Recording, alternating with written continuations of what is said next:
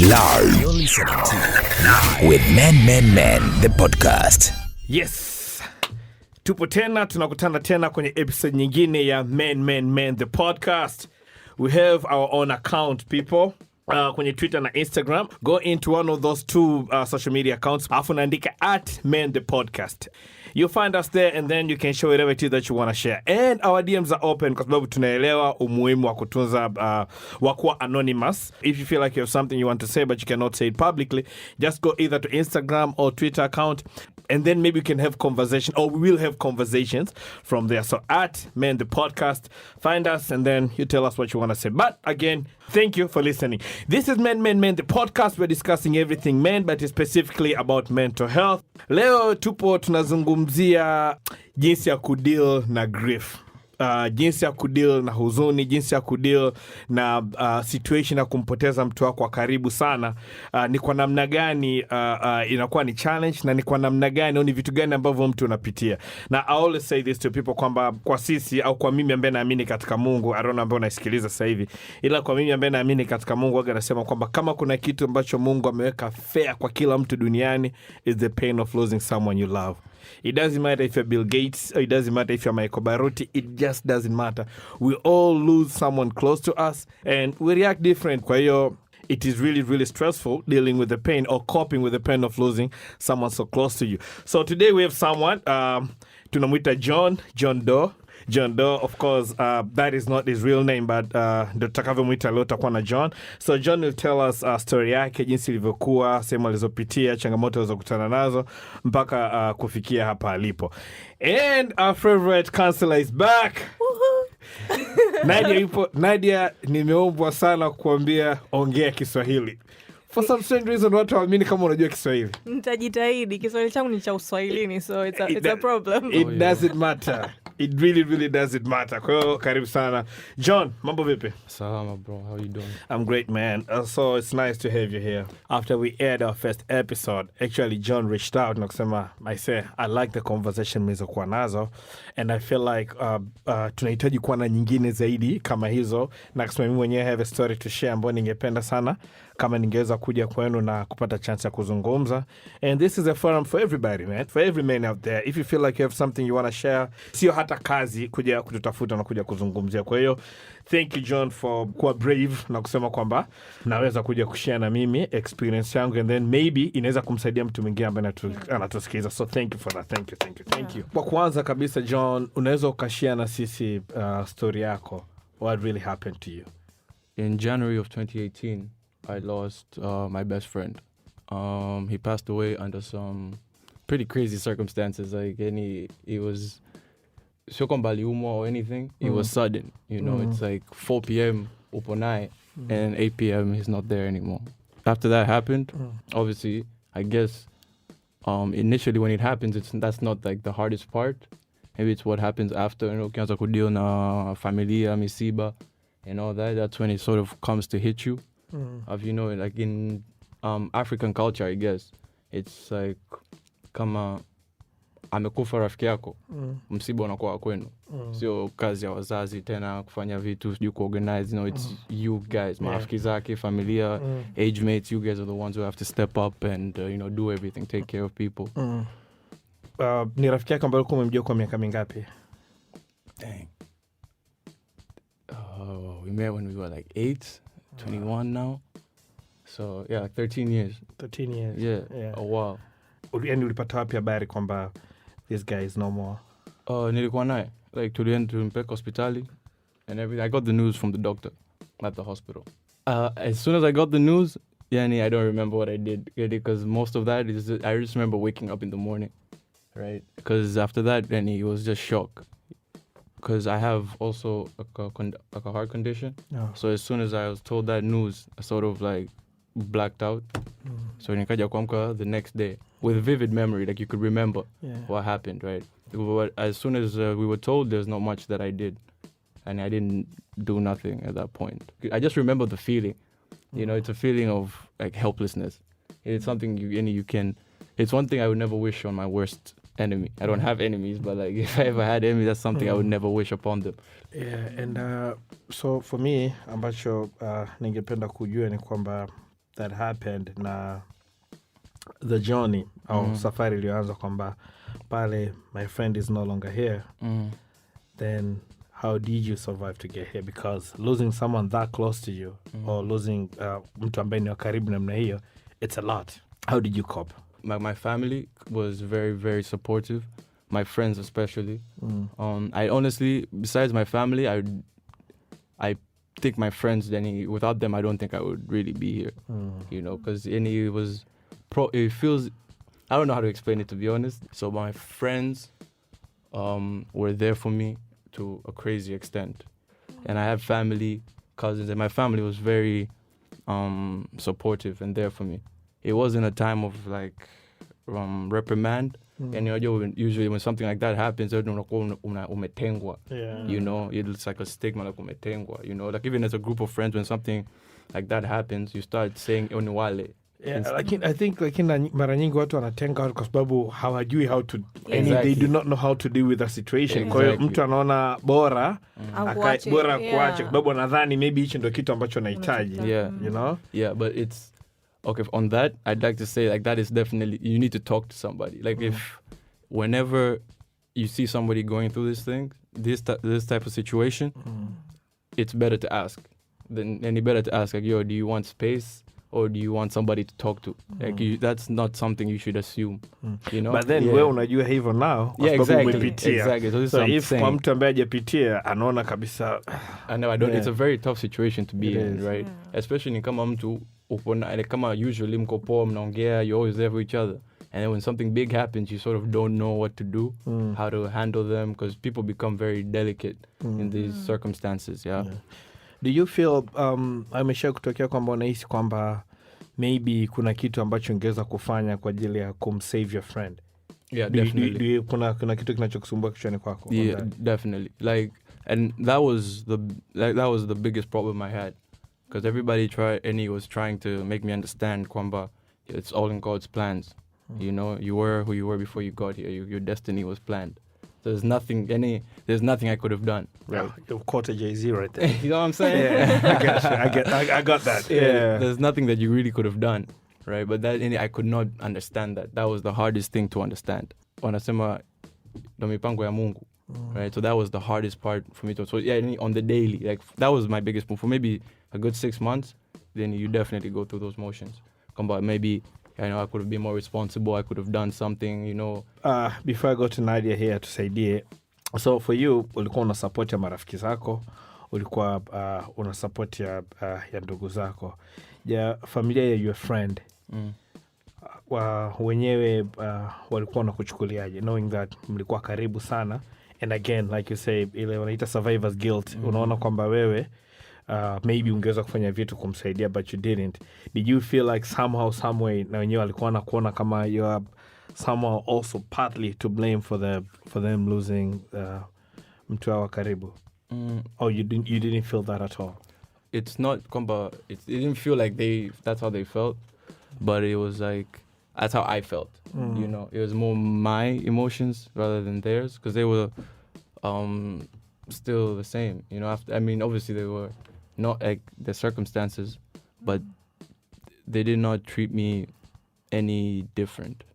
Mentally, how stressful was it to deal with the whole situation? You say for the good 6 months you had support in the system, which was good, but then for you personally, what was the hardest thing to do? And coming to terms that this person is not here, that was definitely the hardest part, because for those who believe in God, obviously there's heaven, and mtaonana baadaye, like everything will be okay, and it's not that they're gone, it's just that they're no longer here. They're with you in spirit, and all. So understanding that, kwamba okay, he's not here, but that doesn't mean he's gone. You know, what ukiongea naye, you know, anakusikia and all that type of stuff. To begin with, that was very difficult to, like earlier, it was very difficult to comprehend. I'm like, that's not the point. Like, I want him here now. I want my boy here now. So kusema kwamba hayupo, that was the most difficult part. Yeah, because now you have to change like everything, you know. You have to yo, how hard it is to delete any kuangalia simu yake, kuangalia messages, you know, or you talk on Instagram, natumiana memes and all that type of stuff, jokes, reading them over and over again and be like, yo, this guy was actually kind of funny, man. I should have given him. Mimi nakuelewa vizuri sana kwa sababu I lost my dad a couple years ago. Now, for me, the thing is, and it's funny now that I think about it, the thing is, tumefika, I got a call, nilikuwa da, mzee amefariki kwa Morogoro, my brother called me like, no, my sister ndo inipigia, njoo Morogoro. I was like, why should I come? When njoo Morogoro, you know, you're needed home. I was like, fine, nitakuja baadaye mchana. And then basi tu, for no reason, they kind of delay too. So my brother had to call me like, well, your father is no more, go home. So went home. I remember I went home, it was on Thursday. Kwa tumefika nyumbani, tumekaa pale. During the whole process ya msiba na kila kitu, in my mind I'm like, yani kama nimeenda kwenye msiba wa mtu, sioni kama ule ni msiba ambao unanihusu mimi, you know? So we're out there working, you know, doing everything else that's needed to be done. Lakini in my mind I'm like, kama nimeenda kwenye msiba wa a friend, not mine. It hit me on the day ambao tuko tunaenda kuzika. So now when you have to pay your last respect. You know, unamwona mama pale analia, you look at your brother, your sister, and then it hit me kwamba, oh shit, the man is gone, you know? And I think also for me, it took a while kuja accept, because like you, baada ya msiba tukaa nyumbani, then, you know, I had to go back to work. So nimeenda kazini, still nipo na namba yake, I'm like, he's gonna call me this day, or he's gonna text. Like none of that was happening. And I think ilifika muda ndo nikaanza kuwaza, okay, wait a minute. Kama mimi ni ngumu kwangu kiasi hiki, it must be worse for my mom. Exactly. You know, ndio nikaanza kufikiri kwamba, because I think it took a while to accept. It took a while to accept na vitu kama hivyo. Na tunadili na hizi vitu tofauti. So nataka kuuza swali ambalo I always ask people ambao I talk to with kwenye hii kwamba, what is your coping mechanism for you? Yes, ulikuwa na marafiki, ulikuwa na nani, kwa sababu, and I think mentally for me that's the most important question, because it either shows how strong you are or how much you are affected na hili swala. I think one thing I definitely know I needed to do was get closer to my family. Yeah. And you know, my family is very close. It's very close. So I figured like, this is a time where I need, you know, the family is everything, they say. Right? I was like, I have my grandparents. I didn't go through this myself, you know. My whole family on Mepitia.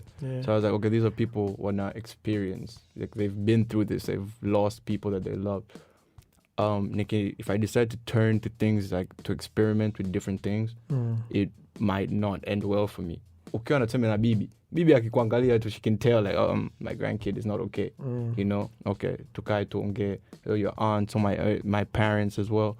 So I definitely got closer to my family. You know, I was a bit more open to them. We'd have conversations.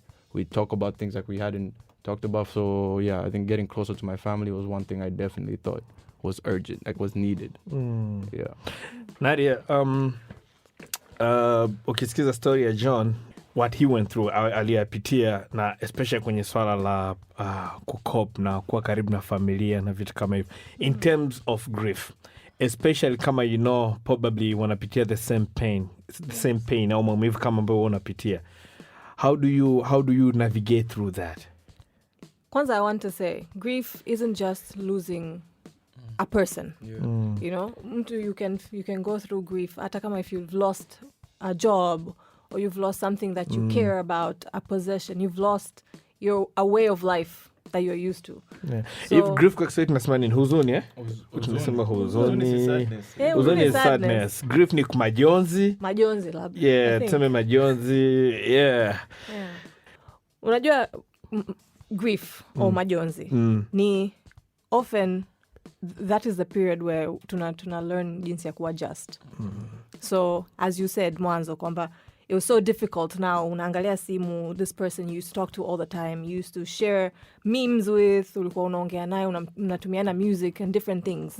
And then suddenly now that person hayupo. You know? Mlikuwa mna plans za maisha, za future, za work. And then suddenly now inabidi uanze kuadjust. Okay, how do I figure things out and do things myself? All of that falls under grief. and the way I like to look at grief is it's an adjustment period. Wengine will be a month, wengine mwaka, wengine miaka, you know? So hamna timeline when it comes to grief. Now, when you're going through it, it's important. Ni muhimu ku keep in your mind kwamba hamna timeline. So kwamba niseme by the 6th month or by the 5th or by next week niko tayari kurudi on my daily life, my daily activities kama za kawaida. Nirudi kama kawaida. Iyo naomba your belief tupa out of the window. Definitely. Yeah. Like kabisa hamna map, yani hamna roadmap, hamna hata manual ya kusema okay, this is how everyone handles grief. Kila mmoja wetu ana handle tofauti. We tend to, sometimes we've not experienced it or we're not taught. Hamna mtu anakufundisha jamani, mtu akifa this is how you feel, na hichi ndio utachokipitia, na hichi ndio inabidi ufanye ili uendelee na maisha yako. Haufundishwi. Ni as you said, yanakukuta, unaanza kupambana. That's when you start to learn how to deal with it as you go. So often us as humans, how do we learn? We observe. So tunaangalia mama angu when lost someone, how did they deal with it? Baba, how did they deal with it? A friend, a neighbor, wamehandle vipi wavokuwa na msiba au wavofiliwa au when they lost something. And so we try to look at how others behaved and how they dealt with it in order na sisi to apply. Lakini when it comes to grief, unaweza ukachukua kila kitu acho apply Nadia. Say Nadia used to exercise more and do this more and this, and then she got better. But it doesn't work for you. It doesn't work. Iyo inakupa frustration even more. Na kila loss is unique. Kwa sababu associations zako, relationship yako tofauti, your memories are different with each individual. So unaweza ukawa wewe umepitia, yani umempoteza bibi, babu, a neighbor, a friend, and you're like, okay, I dealt with it different. Then you lose someone and you're completely shattered. And now, as we do very well, we start beating ourselves up. Kwa nini now I'm not managing this? Like nimeshapoteza watu wengi tu kwenye maisha yangu. Leo hii mbona inanichukua muda mrefu? Mbona inanichukua mwaka au miaka to get over this or to move on with my life? We're our biggest supporters sometimes, but we are our biggest critics, and we it's like we push ourselves down so hard that the world doesn't even need to do anything. We do that all on ourselves. Na nitaka kuuliza kwako John, ni kwamba most often kwenye cases kama hizi kitokea, people around you wanakuambia, Chiron, you're a man. You know, you're a man. Don't get emotional over these things. Wewe ni mwanaume, kaza, komaa, you know, na vitu kama hivyo. Na wengine wanakuambia kama una live nitegemea watoto wa kike wataliaje, na vitu kama hivyo. Did you go through that? No. Not really. Thank God. Yeah, thank God. I think if I did, I would have beat someone. But no, I don't think so. And, you can't. I think this is like a side note. I think that terminology or talking like that to somebody who's going through something is something that needs to be like cancelled and annihilated. Like that, you don't, like, people think mental health issues is it's like just a period you go through affirmation. It's an illness. In kama malaria or anything, you treat it properly. You can't just, it's not like you want it, so, and it's not like nimeita, right? Feeling sad or some type of way. I didn't call it. So unanyambia any kazana to, like, what do you mean? Like nimekazana, but I'm still feeling this way. You know? So maybe thank God I did not have people who are like, yo, man up. Obviously, it's different from unaambiwa, okay, you have your period to go through your grief, but at the end of the day, life needs to go on. That it takes inahitaji kufikiria sana au kuwa na understanding kubwa sana kuweza kufika hapo, kuweza kufikiria jinsi ulivyofikiria. In most cases, kwa watu wengi tukipoteza mtu, all we care or all we think about is ni kwa namna gani maisha yanakuwa magumu bila uwepo yule mtu mmoja. Na pili, katika context yetu na katika hii podcast yetu ya Men the podcast about mental health for men, in most cases wanaume waga tunaambiwa kwamba well, not in exact word, but they say don't be a bitch about it. Yeah, facts. Not in exact words, but literally that's what they mean. That's how it feels. That's how it feels. Like, don't be a bitch about it. Man up and move on. And this is why I want Nadia kusikia opinion yako kwenye hili swala ni kwamba in such cases are when people wanapoassume kwamba wanaume hawawezi au wanaume they need to be tough even katika the point ambao they are most vulnerable. How do you help someone out in that case? Okay. Well, by not calling them a bitch, for start, but then, Yes. So, for starters, kwa sababu usually, again, as I said, sisi, tunajikandamiza zaidi kushinda watu wanapotukandamiza. So, unaweza kukuta umefiliwa, au umepoteza mtu, au you've lost something, and wewe like, let's say, especially with losing someone. Unaweza ukakaa ukasema, okay, mimi, I need to be brave. I need to be strong for everyone else. Because now his mom is mourning, his parents, his siblings. I have to be strong for everyone else. Yeah. So most times, and a lot of the times, what I've experienced, a lot of my clients have told me is they felt the need to be strong during that time. We have ceremonies. Tunakuwa na rituals zetu, misiba, kuna sijui matanga, sijui kuna nini, and then there's the actual funeral. All of those are they're really good practices because that's when you say goodbye. And that's also a nice time. Come on, you feel like crying, cry. At that point, it's very important to just let your emotions out. Like, embrace them, look at them, dissect them, ziachie, yani ziflow. Because at that point, that's an important time of grieving. Lakini wengi wetu utakuta muda huo ndo umekoma. No tears coming out because you're working very hard to keep everything back so that you appear strong and so that everyone else feels that he's okay. Yeah. We're not here to support him. That's how we feel. We're not here to support you. We're here to mourn the deceased. Wow. Exactly. Yeah. Unajua, a lot of us tunapitia hivyo. So siku ya msiba hauli. Na pia hata religion wanakuambia usilie because muda huu ameenda a better place. We muombe bora. Like, I understand it's good ndio if you're religious omba na nini. Lakini hiyo kuambia watu usilie kwenye msiba, usilie. Yani wewe unavolia unazidi yani I think this is a comment I've heard. Ukilia hapa unamfanyisha yeye anapata huzuni zaidi. I'm like, seriously, amekufa. I'm sure they're sad and they're leaving us, but I'm also sad.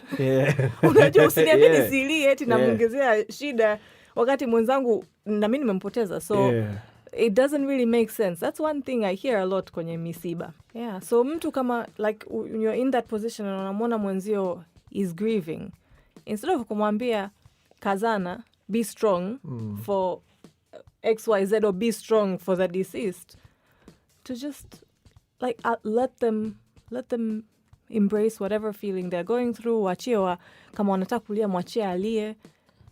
If you want to be a part of that process, go be a part of it. Kama unaona mimi sina uwezo wa kukaa hapa na because it's like containing. If you're not very much affected by the loss and you're wanting to support someone, then assess, nina nguvu za kutosha kwenda kumsupport mwenzangu sasa hivi. So when you're planning kwenda kumsupport mtu, uwe aware kwamba am I capable? Because sometimes watu wanasema be strong kwa sababu wao they don't know how to deal with you. Hawajui jinsi ya kukusupport. Na ndio maana wanakuambia kuwa strong ili wanajiprotect wenyewe. Wow, I've never looked at it that way really, but it could be true. Kwamba Deep realization right there. Yeah, that was deep. That was really, really deep. It has just hit me. Yes, that is usually the case. Even when I tell a person like, yo, man, I understand what you're going through. Just be strong, man. It really is more for me than for them. Exactly. Wow. So, yani, rather usiende. Mpe pole, and then you continue. Let someone else mwenye uwezo wa kuja kumsupport aje kuongea naye, aje kukaa naye and help them in that time. Kwa sababu the only thing you're going to do by kumwambia mwenzio kazana, be strong, wewe ni mwanaume, or you have to have this strong front for everyone else behind you. It does more harm than any good. Sometimes I always, now that you've said it, ndo naanza kuwaza. Sometimes it makes you, nawaza kwamba when you say be strong, kipimo ni nini? Not crying? Not crying, carrying a house, Yeah. building a house. Is or it something. not? Is Like, what do yeah, you like mean? what is it? Is not Exactly. crying? Is not crying actually being strong? It's not. Like, I don't feel it is. I feel like strong people cry. Yeah. When they need to cry, they cry. Yeah. I think being strong is being able to control your emotions. Yeah. Like, if you can control your emotions, you're stronger than a person that doesn't show their emotions. That's really good. Yeah. Thank you. Yeah, that was very well articulated. Yeah. So it is okay for now. Inakuja kwenye culture yetu sisi. Tunakuja culture yetu sisi ambayo tumekulia Tanzania na tunajua jinsi gani ambavyo wanaume tunakuwa held in high regards, especially inapokuja kwenye swala la control emotions zetu, especially kwenye swala kwamba wewe ni mwanaume. You know, inakuja. I want to know, and you've touched on it a bit, but I want to know how much pressure does they actually put on men now? I've told a lot of people, Be strong. be strong. I've said that to a lot of people. And it comes from a good place. Yani natoka katika sehemu nzuri kabisa na nia nzuri kumwambia mtu ili, you know, unaona kwamba unawasaidia ku help grow. So, coming back to my question, how much pressure does that put on men? First, I want to backtrack. When you told us about losing your dad, there was a moment you said, I realized kwamba my mom must be going through something even deeper. That is you telling yourself indirectly to be strong. Because you are considering, okay, my mom must be going through it even more than I am. You see, when I say we do this to ourselves, we do it, and it doesn't have to be overtly. Kwamba, Nadia, pambana, you must be strong for your mom or for your sisters or for your siblings. It's the subtle things. You know, hata mama imemchoma zaidi. You know, yani huu ni muda wake ku mourn this loss. So I'm gonna be tough. To your question, kumwambia mtu be strong. Uwe na nguvu sasa hivi, muda huu familia yako wanakuhitaji. You know, wazazi wako wanakuhitaji. So don't crumble. Yeah. You know? Don't break, because now utawapa mambo mengi zaidi for them to stress about. Kwa mmeshapoteza mtu na wewe, now you're crumbling. So now it's like two things that everyone needs to be juggling. That just, again, it isolates the person who's going through this. Kwa sababu unaniambia be strong, probably you've not asked me or allowed me to cry or mourn or just tell you how shitty I feel. Kitu cha kwanza unaniambia be strong. You're not seeing me. Sometimes we just send text to people. Yeah. We don't even attend hata kuwaona. We just send them text. Yo, bro, I feel you, man. I know kicho kutokea pole sana. Just be strong. Yeah. Shit. Yeah. And that's the other thing. I feel like ndio wote tuna experience loss, wote tunapoteza watu, wote tunapitia hizi vitu, lakini kumwambia mtu I know how you feel. No, sometimes it's helpful, but it isn't, basically. Because I sit there and I look at your message, I'm like, Okay. No. Yeah, nah, bro. No, you do not. No. You know, and each of us deals with our own pain differently. So, hata kama we all lost someone today, the way mi nitadeal nayo tofauti na how it will impact me tofauti compared to you, compared to John. Yeah, I'll tell you honest, this is a learning session for me because in my mind, siku zote waga nasema, mtu akiniambia labda I've lost my dad. My first reaction is, I know exactly how you feel. You know, I know exactly how you feel. Pole sana vitu kama hivyo. But now that you've said, inaanza kufikiria, maybe yule mtu alikuwa close zaidi na baba yake kuliko mimi nilivyokuwa na baba yangu. Or probably mimi nilikuwa close zaidi na baba yangu kuliko yule mtu alivyokuwa. So definitely, yes, maybe amempoteza baba yake au ndugu yake au mzazi wake. Lakini that doesn't give me the right ya kumwambia yule mtu kwamba I know exactly how you feel. John, at what time did you get to that stage of acceptance? I don't know, like maybe towards the end of the year, last year. Yeah, msiba ulitokea on New Year 2018. Yeah. So towards the end of 2018. Yeah, because yani, after it happened, weekly I'd go to the graveyard, like weekly. And after the msiba and everything, after everything cooled down, I'd go there, and then that's when najikuta yani niko peke yangu, I'd be sitting next to his grave and everything, and then I'd start crying. I think I got 2-3 hours of just straight crying. Pale at the makaburini. And I did that for like religiously every week. I'd go maybe 2 or 3 times for maybe a good 4 or 5 months. More unajua ukienda kule, it's more you think of, instead of unafikiria that we had so many memories, we're never gonna have them again, as opposed to yani, okay, you're gone now, I need your help, I need you to guide me, you know. So it's I don't have like an exact date or time when it happened, but it was sort of just a period of transcending. Well, nasema kwamba okay, cool, I'm gonna let go of this physical part. Ya kuja makaburini every other day. I still go, but not as much. I'll tell you what though. Nimekusikia ulivyokuwa unaongea, and nachojaribu kufikiria sasa hivi na nafikiria context ya sisi wa Tanzania wengi tulivyo. I know wengi watafikiria watasema kwamba, and I hate using this word, I really really hate, but it's the truth, and I'm trying to speak the truth, nothing but the truth only.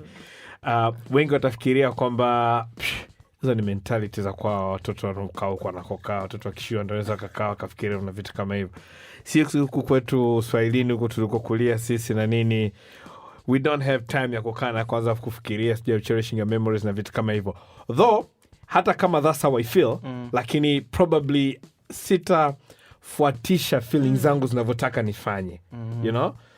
I'm really really happy kwamba unaongea na unakuwa honest kwamba this is what I did na hiki ndio nilichokupitia, because it helped you.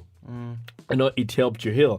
Ila kwa mtu mwingine ambaye anasikia sasa hivi anaweza kuona kwamba come on, sio mambo ambayo mimi napaswa kufanywa. Nadia, how important it is to let go, and to let go at your own pace na your own time? It's very important. Na pia another thing ni kujiruhusu kufeel. You know, like if we are feeling sad and you feel like crying, you know, we need to give ourselves permission. You know, like what John did. You allowed yourself to go and just cry. Yeah, because at that point, that's all you could do. Initially, it's very important to allow yourself. Kama if at this moment, all you feel like is you're sad and you're feeling terrible, you're feeling angry, kujiruhusu. Na najua in our culture, it's emotions, especially for men, are like a no. You don't go there. This is a women's territory. That needs to stop. It's very toxic. Toxic masculinity. Yes. Nah, you know, and the more we do it, the more we pass it on to our children and their children, and it goes on like that. Unless somewhere in our generation there, some of our parents breaks that cycle. Yeah. And maybe we're the ones to break this cycle. Lakini ukiangalia yani in our culture, people who are so akishua or so living in, like, people not in the middle or upper class, people in the low class, they're not, bado hatujafunguka kufikiria mambo haya. Bado tunaishi maisha yetu kama tulivyoishi zamani. Na kusuppress his emotion, kuziweka tu ndani, not grieving, yani kutokutoa ina long term athari gani kwa mtu? Ina athari nyingi. So physical health problems, unaweza ukaumwa and unaenda hospitali haujui, like all the physical checkups zinatoka nothing's wrong with you, but wewe ujisikii vizuri. Your immune system can be suppressed. So nguvu yako ya kupambana na like viruses or external like diseases or illnesses inashuka, because again, grieving, crying, feeling sad, all these other emotions, or dealing with a loss, it's a stressful time. So what does stress do to our immune system? Inashuka. Maybe at that point hauna resources za kupambana na hiyo hali yako, na hiyo situation ulokuwa nayo. So denial comes in to save us. It's like that bodyguard that comes up and protects you. Na kama as your inner child, that inner young John didn't see how people coped and if they coped positively or negatively, then defense comes easy. Because if I didn't learn it back then, I don't know, frame ipi ya you know, hamna file ya kuvuta and say, this is how I work with this. Na ukiangalia sisi community yetu, frame zote unazozivuta ni usioneshe emotions zako. Hisia zako zifiche, ni za kwako. Yaani hata wewe mwenyewe kama una uwezo wa kutozifikiria usizifikirie. You know? That is our frame. Especially for men, kwa sababu ukiangalia mzee wako, ushawahi kuona mzee wako analia? No. You know? Ushai kumwona, yani the most umemwona ana hasira. Yeah. Yeah, na kuna mida unamwona ana furaha sana. Lakini hata hiyo furaha anaicontrol. Like you don't be too happy. Yes. It's illegal kuwa too happy. Like why though? Yani we will never understand why. I would love to know why. Yes. I would love to. Yani I don't know. I don't understand. No, say it. But it this stigma of men having to suppress their emotions and their feelings. But I definitely think we are the ones who are supposed to cut it. Because yani ato kiangalia, right? The relationships that some people, like for example, me and my parents, right? My dad is okay with being emotional, which is where I got it from. I learned yo, as a man, you have responsibilities and you have to have a stance and you have to stand strong, but there's no why are you running from your emotions. And I believe not only as a man, everybody should try to be strong, but there's only so much you can take. Exactly. So any running from your emotions are a part of you, right? So how can you run from something that's a part of you? So you're just prolonging it, regardless. You can do it. You can drink as much as you want, do as many drugs as you want. At the end of the day, you're just gonna be drunk with your emotions. Yeah. They're gonna be there. They're gonna come back. Because I went to a psychiatrist. Now you left out that part. I went to a psychiatrist after being forced to. Who forced you? My mom. Why did she force you, Nathan? Because my mom is a person who understands. And I saw my situation, son. So she saw me throughout that period. But my mom was like, no, this is like too much of a traumatic experience for you to just, let it slide. And when I potezea kama, it's not that big. So I okay, even if haikusaidii, ilimradi umeenda, right? Usije baadaye. And that's how people always say on Okwambia, even if it's not going to help you, whenenda tu. Exactly. Whenenda tu. Because I think they know after a while, then utaona umuhimu wake. Exactly. So when I went, like maybe the first 2 weeks, every day I leave there with my mom and I'm like, yo, why are we coming here? Like, what is the point? And it's there. But 2 weeks after that, after the first 2 weeks, kila nikitoka pala, I'm in tears. I'm in tears. Wow. Because the counselor's job is not to solve your problems or anything.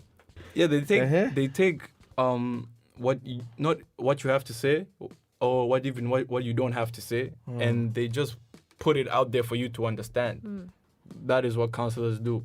Wanakaa wanakusikiliza, and then they put things in places where you can understand how you feel. Wow. Right? So as men, if you feel like you need to go see a counselor for anything, whether umeamka vibaya, you feel like, okay, I need someone to talk to. And sometimes your friends don't have all the answers, your family doesn't have all the answers. So you actually had to go to therapy. Yeah. How many sessions did you go? Or for how long? About a month and a half. For about a month and a half. Yeah, at some point nikafika after a point where nikaanza kujielewa, like, okay, cool, I understand what she's saying, and akaanza kunipa coping mechanisms and stuff. After that, anakuambia kwamba, okay, go and practice these coping methods. If you feel like you need to come back, come back. Yeah. But if you don't feel like you need to come, it's not like a checkup or njoo after a certain time. If you don't feel like you need to come back, don't. You see, this is why I always najaribu kuambia watu kwamba pia therapy is important. Na as much as sisi ni wa Tanzania na tunaamini ni utaratibu wa kizungu, mimi nadhani utaratibu mzuri ambao inabidi tuige, sababu tunaiga taratibu nyingine nyingi tu za kipuuzi. Yeah. I personally think ni utaratibu mzuri ambao inabidi tuige, because I think when mtu kama watatu wanne ambaye nakutana naye ambaye ananiambia yes, nilipitia situation hii nikaenda kwenye therapy, wengi tunafikiria kwamba and then najua mimi kwa sababu mimi ni Mtanzania, nimekulia Tanzania, najua mtu anaweza kusika sana yes, mtoto akishua alikuwa na hiyo chance ya kufanya hivyo. Yo, somebody want to fight me? What do you mean? No, I'm telling you, that's how we judge people. No, but the thing is, right? Don't you get that a lot? No, I don't get that a lot. Kweli unaishi ushuani. Oh, man. But my point is, kwa wengi ambao tumekulia katika mazingira ya Kitanzania tunajiita Watanzania wa kawaida, tunaona bado hii ni it's a foreign experiment au it's a foreign experience, and hatuone kama ni kitu ambacho sisi tunaweza kuhitaji. So thank you kwa kuweza kuadmit kwamba yes, you had to go to therapy and it helped. I tell people every day nakutana nao kwa, man, even watu ambao wameanza kusikiza podcast naambia guys, I don't have the answers. Even I am going through my own personal stuff as well. So if we can find somebody ambaye anaweza kukusaidia, that is why we bring people like Nadia on the show, because they wamesomea hayo mambo. Exactly. So they are kwenye situation nzuri zaidi wanaweza kuadvise. And that's why we have people like you ambao mnakuja mnasema yes, I went through therapy na ikanisaidia. Tukiachana na hizi notion tulizonazo au hizi mitazamo ambayo tunayo kwamba we have to deal with everything on our own. Definitely. And especially I think wa Tanzania tulio wengi, that is something we tunayo kwamba deal with everything on your own. So we are trying to cut that cycle. I want to ask you this. No. You lost your friend. Yeah. But what is the most any kumbukumbu nzuri kabisa ulionayo between you and him? What is the most, any of all the things that you've had, what is one of the best memories ambazo you will, whenever you think about it, either it makes you laugh, it makes you happy, what is that? There was a day we were at dinner with one of our other friends. Since we're pretty skinny compared to our friend, he's a big guy. So they were to make us sleep with him. Now we're having dinner, and so my friend was leaning over a chair, and he's big, right? So I don't know. He was drinking a beer. Ikatereza akajimwagia, and as soon as that happened, he flipped, like he fell backwards into the grass and stuff. Yeah. And there was like so many pretty girls out there. Yo, man, it was embarrassing for him, but me and my friend, I don't think we've ever laughed like that. Yeah. That laugh, paka unanyanyuka, like I can't do this. Yeah, that was definitely top 5. Yeah. Top Nice, 5. man, One nice. of the funniest. Yeah, nice man. Nadia, so as we're winding up, what is, if you had to say, you have 2 minutes ya kumwambia mtu who's going through stuff right now, especially dealing with the loss of someone close to them, what is 1 or 2 things that they should do? The first thing ni allow yourself to feel. So just jipe permission. So if you're feeling nothing, then don't beat yourself up. Mbona sisikii chochote? Yeah, that's also, very important. because numbness is also a feeling. It's numb. Anger is also a feeling, and that's common. Sometimes when you're in shock, there isn't any emotion that you're feeling there. You're just numb. Another thing, let people help you. We get sometimes mtu atakuja atakuuliza vipi unaendeleaje, and you will not tell them the truth that I'm struggling so bad. You'll just say I'm fine, I'm okay. It's hard, but I'm okay, I'm fine. Niko poa, niko vizuri. Yeah, that's us not giving the person an opportunity to be in our life, to support us. It's a funny thing as humans that sometimes we amaze ourselves, but these are things we do. Kwamba mtu, watu wanaweza wako watu wengi tu nyumbani, and everyone wants to support you, but you'll be the one denying that support. And when I say allow people to support you practically, so if kama kwenye misiba, kama ni plan the funeral, kama ni make arrangements, kama ni kukupikia, kama ni just sit with you, any practical support, allow them. Anyone offers, and again, mnayosikiliza mtu yuko kwenye msiba, offer to support practically. And emotional support, if they want to just listen to you. Niambie unajisikiaje sasa hivi, and etc. Another thing, ni muhimu to take care of ourselves. So during time when we are in this hole that we feel is very deep and is very dark, we forget to look after ourselves. And when I say look after ourselves, ni kujali, unakula, unalala vizuri. Like, are you getting some physical exercise? Because your health doesn't take a pause when you're grieving, by the way. Yeah, true. Yeah. Your life can take a pause. You can stop going to work or stop going to school. Na pia hata kazini unapewa break kidogo hata for a few days ukiwa umefiliwa.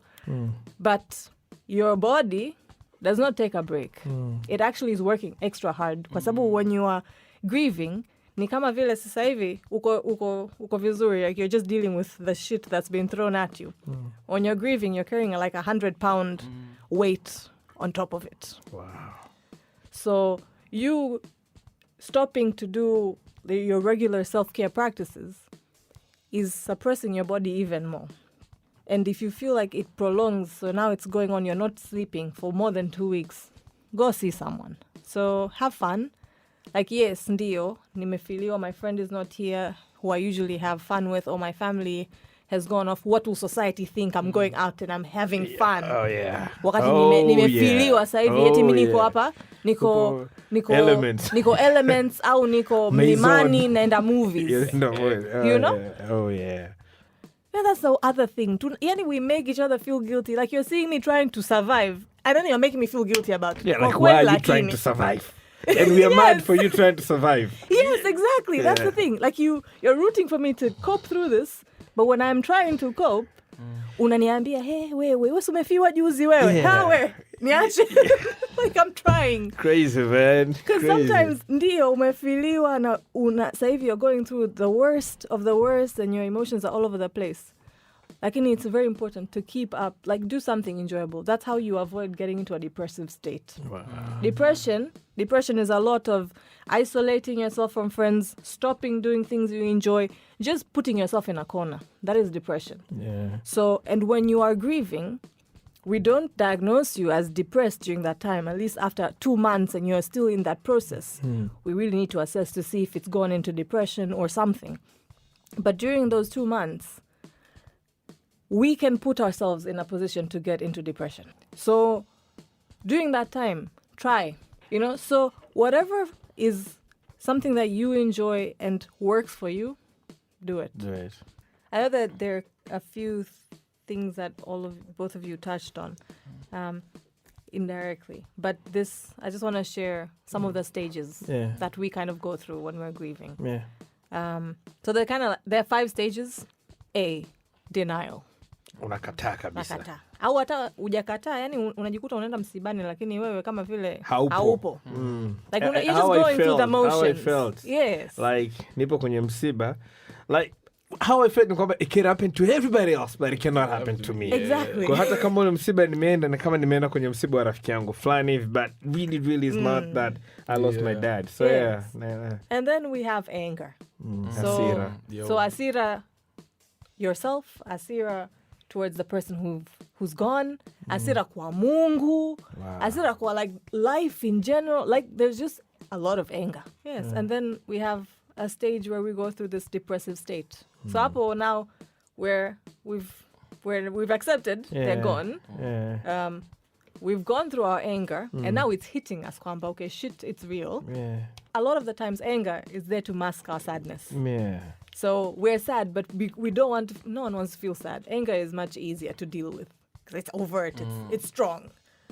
So, and I feel like can be a strong emotion for men. Yeah. It is a strong emotion. That's one thing you express very well. It's, So depression is the other stage that comes in, And again, I want to say anger. When you are angry, just know my anger is trying to protect me from my sad. Yeah. And then we have bargaining. So we bargain either through prayer.